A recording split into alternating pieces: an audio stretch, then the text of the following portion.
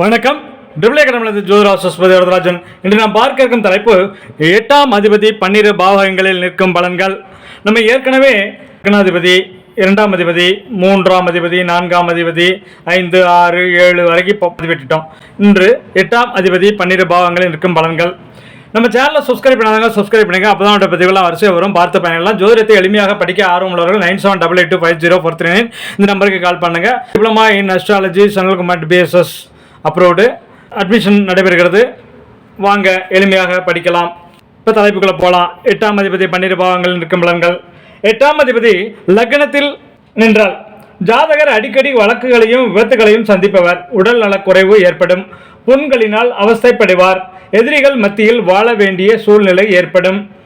வறுமையில் அவதிப்படுவார். நாத்திகம் பேசுபவர். 8ஆம் அதிபதி 2இல் நின்றால் ஜாதகர் உடல் வலிமையாக இராது.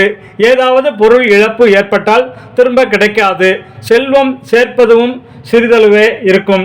குடும்பத்தில் மகிழ்ச்சி குறைபாடும் குழப்பமான மனநிலையும் இருக்கும். பேசும்போது வார்த்தை தடுமாற்றம் ஏற்படும். 8ஆம் அதிபதி 3இல் நின்றால் ஜாதகரின் உடன் பிறந்தவர்களுக்கு பிரச்சனையால் மகிழ்ச்சி குறைவு, உடல் வலிமை குன்றி ஜாதகர் எப்போதும் சோம்பலாக இருப்பார். வேலையாட்கள் கீழ்ப்படிய மாட்டார்கள். எப்போதும் இனம் புரியாத பயம் இருந்து கொண்டே இருக்கும். 8ஆம் அதிபதி 4இல் நின்றால் ஜாதகரின் தாயாருக்கு தோஷம். தாயை இழக்க வேண்டிய சூழ்நிலை ஏற்படலாம். வீடு, நிலம் போன்ற சொத்துக்கள் இருக்காது. இருந்தாலும் இழக்க வேண்டியது வரும். வாழ்க்கையில் மகிழ்ச்சி குறைபாடு இருக்கும்.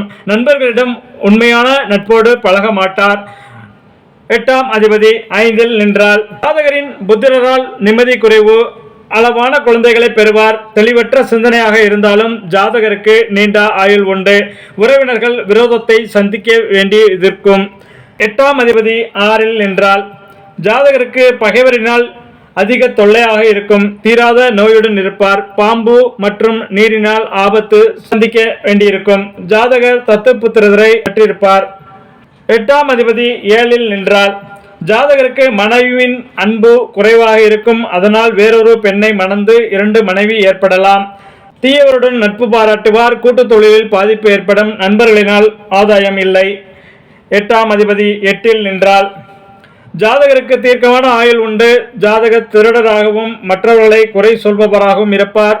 யோசிக்காமல் அவசரமாக செயல்படுவார். அதனால் வழக்குகளை சந்திக்க நீதிமன்ற படியேறுவார். 8ஆம் அதிபதி 9இல் இருந்தால் ஜாதகர் தான் சேர்ந்துள்ள சமயத்தை ஏமாற்றுவராக இருப்பார். நாத்திகம் பேசி தெரிவார். குறும்புத்தனமான மனைவி அமையும். மற்றவர் செல்வங்களை அபகரிப்பார். தந்தையுடன் உறவு சுமூகமாக இருக்காது.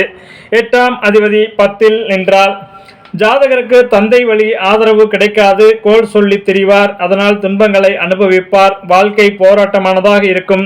தொழிலில் அதிகமாக உழைக்க வேண்டியிருக்கும். இருப்பினும் தொழிலில் நஷ்டம் இருக்கும். 8ஆம் அதிபதி 11இல் நின்றால் ஜாதகருக்கு மூத்த சகோதரர்களால் ஆதாயம் இல்லை. இளமையில் கருமித்தனம் உடையவராக இருப்பார். ஜாதகருக்கு தீர்க்கமான ஆயுள் இருக்கும். செல்வம் இல்லாமல் சிரமங்களை சந்திப்பார். இருப்பினும் புத்திரர்களால் ஓரளவு ஆதாயம் உண்டு. 8ஆம் அதிபதி 12இல் நின்றால் ஜாதகர் தீய வழி செலவுகளை அதிகம் செய்வார். தீர்க்கமான ஆயுள் இல்லை. புத்திர தோஷம் ஏற்படும். நிம்மதியில்லாத தூக்கத்தால் அவதிப்படுவார். வழக்குகளில் ஜாதகர் தோல்வியை சந்திப்பார்.